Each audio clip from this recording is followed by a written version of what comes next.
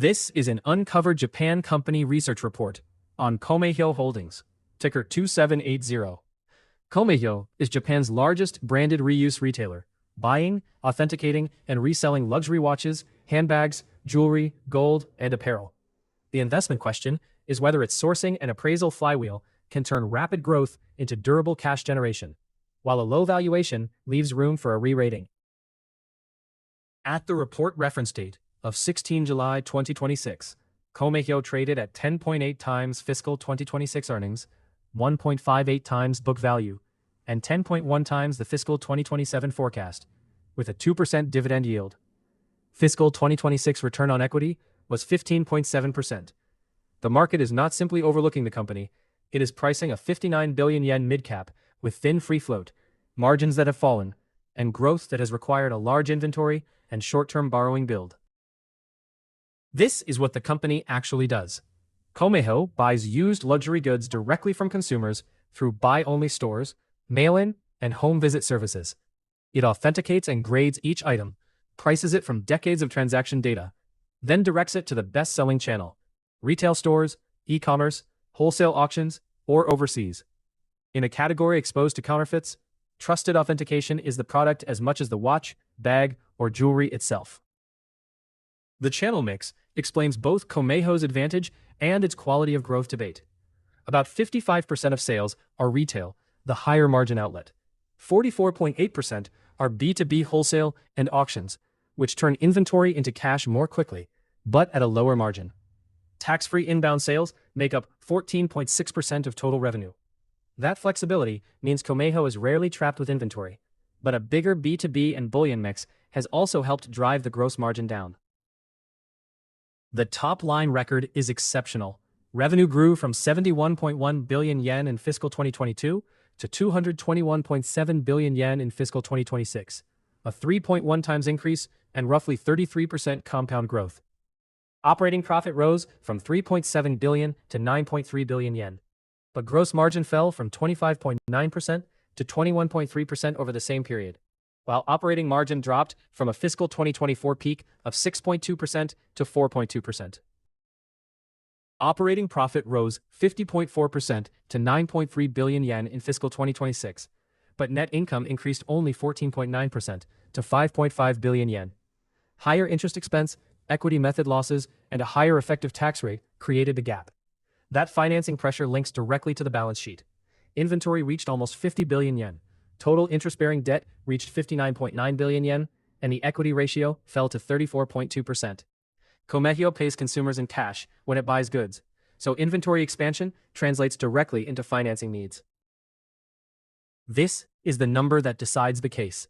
Operating cash flow was negative 1.0 billion yen in fiscal 2026, the third straight negative year, and free cash flow was negative 5.6 billion yen.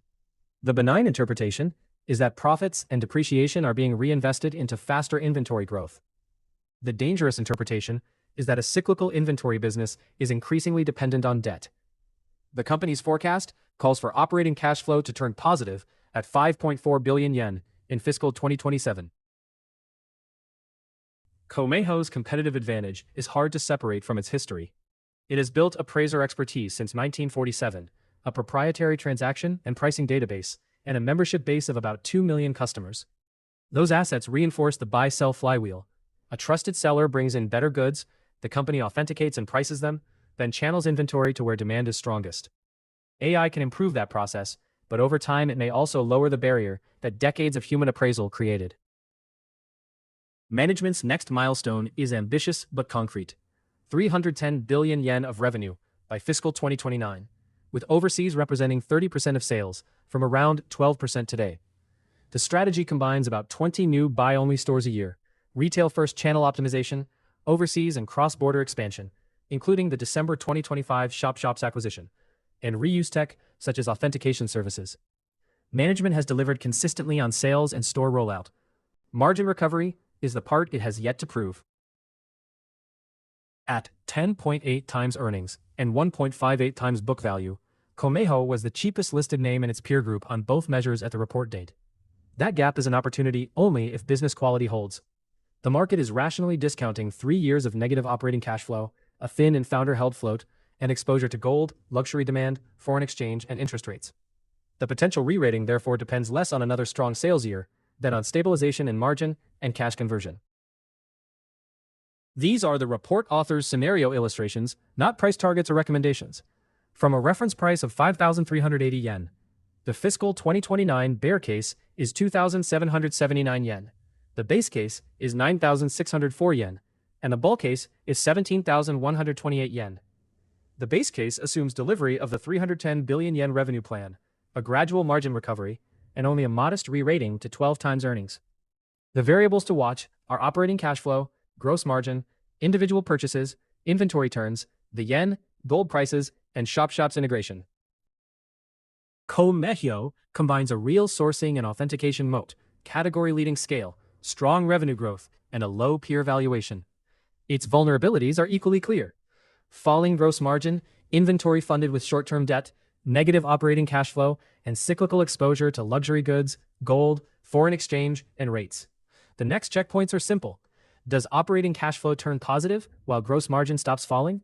Explore the full free deep dive at Uncovered Japan. For a much deeper look, visit the free deep dives at uncoveredjapan.com.